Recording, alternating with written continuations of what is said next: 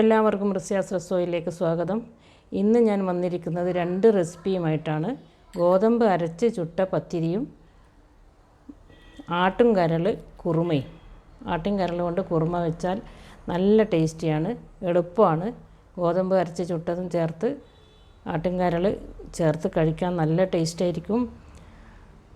പെട്ടെന്ന് ഉണ്ടാക്കാൻ പറ്റും രണ്ടും. നമുക്കതെങ്ങനെയാണ് ഉണ്ടാക്കുന്നതെന്ന് നോക്കാം. കരൾ കുറുമ ഉണ്ടാക്കാൻ വേണ്ടി ഞാൻ 1/2 കിലോ ആട്ടിൻകരളാണിത്. ചെറുതായി മുറിച്ചെടുത്തിട്ടുണ്ട്. ഒരു 4 ഉള്ളി മുറിച്ചെടുത്തിട്ടുണ്ട്, നേരിയായിട്ട് മുറിച്ചിട്ടുണ്ട്. പെട്ടെന്ന് ഉണ്ടാക്കാൻ പറ്റും ഇത്. ഉള്ളി, പിന്നെ വേണ്ടത് പച്ചമുളക്, ഇഞ്ചി, വെളുത്തുള്ളി, കറിവേപ്പില നന്നായിട്ട് വേണം, കുറച്ച് കൂടുതൽ എടുത്തിട്ടുണ്ട്. ഒരു തക്കാളി മുറിച്ചത്. ആദ്യം ചെയ്യേണ്ടത് ഉള്ളി ഒരു 1/4 ഭാഗം ഇതിലേക്ക് ചേർക്കുക, കുറച്ച് അവിടെ മാറ്റി വെക്കാം, നമുക്ക് പിന്നീട് നെയ്യിൽ പൊരിക്കാനുള്ളതാണ്. പിന്നെ ഒരു തക്കാളി, 3 പച്ചമുളക് മുറിച്ചിട്ടുണ്ട്. 3 പച്ചമുളക്, 2 ടീസ്പൂൺ മഞ്ഞൾപ്പൊടി,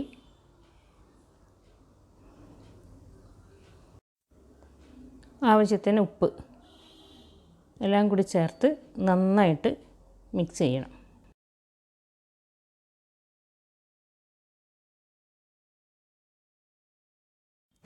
ഇതിന് നമുക്ക് കുക്കറിലേക്ക് മാറ്റണം. എന്നിട്ട് കുക്കറിൽ മാറ്റി 1 കപ്പ് വെള്ളം ഒഴിച്ച് വേവിക്കണം. അത് 1-2 വിസിൽ മതിയാവും. കരൾ പെട്ടെന്ന് വേവും, ഇറച്ചി പോലെ ഒരുപാട് വേവില്ല. ഇനിയിപ്പോൾ കൂടുതൽ വെന്ത് പോയാൽ കരൾ ഹാർഡായി പോവുകയുള്ളൂ, കല്ല് പോലെ ആയിപ്പോവും. അപ്പോൾ 1-2 വിസിൽ വെച്ചതിന് ശേഷം നമുക്ക് കുക്കറിൽ നിന്ന് മാറ്റാം. കരൾ നല്ല സോഫ്റ്റ് ആയിട്ടുണ്ട്, പാകമായ വേവാണ്.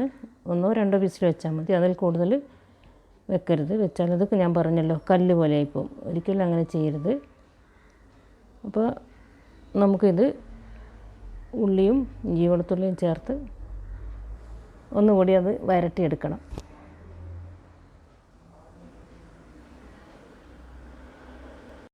ചട്ടി അടുപ്പിൽ വെച്ച് ഇതൊന്ന് വരട്ടിയെടുക്കണം. ഇരുമ്പിൻ്റെ ചീനച്ചട്ടിയാണ് നല്ലത്, നല്ല ടേസ്റ്റ് ആയിരിക്കും. അതിലേക്ക് നെയ്യ് ചേർക്കുക. നെയ്യ് ചൂടായി കഴിഞ്ഞാൽ ഇഞ്ചി വെളുത്തുള്ളി ചേർക്കണം. നല്ല ഇളക്കി മൂപ്പിക്കുക.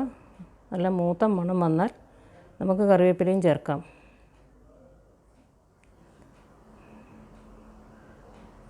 കറിവേപ്പിലയും ചേർത്ത് നന്നായിട്ട് ഒന്ന് മൊരിഞ്ഞ് വരട്ടെ. നന്നായി മൊരിഞ്ഞ് കഴിഞ്ഞാൽ നമ്മൾ മാറ്റി വെച്ച ഉള്ളിയുണ്ടല്ലോ, അതും കൂടെ ചേർത്ത് ഒന്ന് നന്നായിട്ട് ഇളക്കി വഴറ്റിയെടുക്കണം.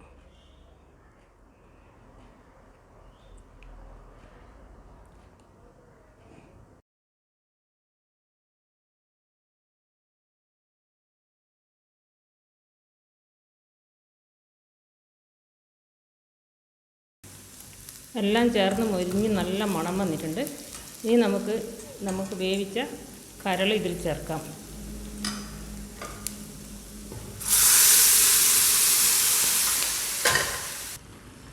ഇതൊന്നുകൂടെ തിളച്ച് വറ്റി കുറുകി വരണം. എന്നിട്ട് നമുക്ക് കുരുമുളക് പൊടി ചേർക്കാം. ഒരു 1/4 ടീസ്പൂൺ ഗരം മസാലപ്പൊടി, കുറച്ച് മല്ലിയില ചേർക്കുന്നു.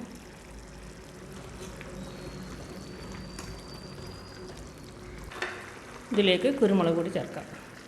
കുരുമുളക് പൊടി 2 ടീസ്പൂൺ കുരുമുളക് പൊടി ചേർക്കണം.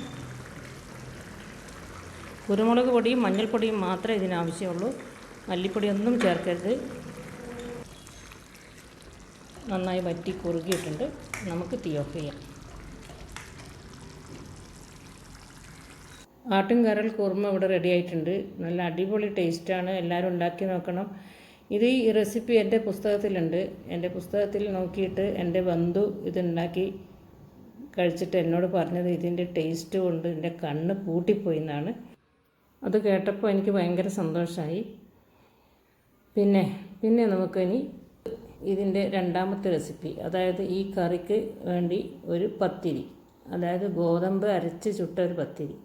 അതും പെട്ടെന്ന് ഉണ്ടാക്കാം. ഞാൻ ഗോതമ്പ് കുറച്ച് സമയം 2-3 മണിക്കൂർ വെള്ളത്തിൽ കുതിർത്തി വെച്ച് കഴുകി മിക്സിയിൽ ഒന്ന് അരച്ചെടുക്കും.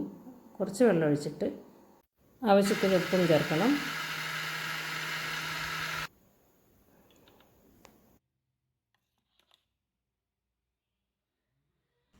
ഇത് കുറച്ച് കട്ടിയിലാണ് അരച്ചെടുത്തത്. കട്ടിയിലാണ് ഇത് സാധാരണ ചൂടാറ്. ഏകദേശം ഒരു ചപ്പാത്തീൻ്റെ ഒരു മോഡലായിരിക്കും. ചപ്പാത്തി പോലെയല്ല, എന്നാലും ദോശയാണെങ്കിൽ കുറച്ചൊരു ഹാർഡായിട്ടുള്ളതായിരിക്കും. അങ്ങനെയായിരിക്കും ടേസ്റ്റ്. പിന്നെ നിങ്ങൾക്ക് സോഫ്റ്റായിട്ട് വേണമെന്നുണ്ടെങ്കിൽ ഇതൊന്ന് ലൂസാക്കിയാൽ മതി. ഈ കൂട്ട് കുറച്ചൊന്ന് ലൂസായിട്ട് കുറച്ച് അരിഞ്ഞിട്ട് കലക്കിയിട്ട് ചുട്ടാൽ കുറച്ച് സോഫ്റ്റായിട്ട് കിട്ടും. എങ്ങനെയായാലും നല്ല ടേസ്റ്റ് ആയിരിക്കും. നമ്മുടെ ഗോതമ്പ് പൊടി കലക്കി ചുടുന്നത് മാതിരിയല്ല. ഗോതമ്പ് കുതിർത്ത് അരച്ചെടുക്കുമ്പോൾ അതിനൊരു പ്രത്യേക ടേസ്റ്റാണ്. ഇത് 2 ഭാഗവും മറിച്ചിട്ട് നന്നായിട്ട് വേവിച്ചെടുക്കണം. നല്ല മൊരിയിച്ചെടുക്കണം. നല്ല ടേസ്റ്റായിരിക്കും. ഇതിൽ പശുവിൻ നെയ്യ് പുരട്ടി നന്നായിട്ട് പശുവിൻ നെയ്യ് പുരട്ടി കഴിച്ചാൽ നല്ല ടേസ്റ്റാണ്. എല്ലാവരും ഉണ്ടാക്കി നോക്കണം. തലശ്ശേരിയിലെ സ്പെഷ്യൽ ഫുഡാണിത്. എല്ലാവരും ഉണ്ടാക്കി നോക്കണം. നല്ല ടേസ്റ്റായിരിക്കും. ഉണ്ടാക്കിയിട്ട് അതിൻ്റെ കമൻറ്റ്സ് എനിക്ക് കമൻറ്റ് ബോക്സിൽ ഇടണം. ഷെയർ ചെയ്യണം, ലൈക്ക് ചെയ്യണം, എല്ലാ സപ്പോർട്ടും ചെയ്യണം. സബ്സ്ക്രൈബ് ചെയ്യാത്തവരുണ്ടെങ്കിൽ സബ്സ്ക്രൈബ് ചെയ്യണം. അടുത്ത് തന്നെ ഞാൻ നല്ലൊരു റെസിപ്പിയുമായിട്ട് വരാം. അതുവരേക്കും എല്ലാവർക്കും എൻ്റെ നന്ദി.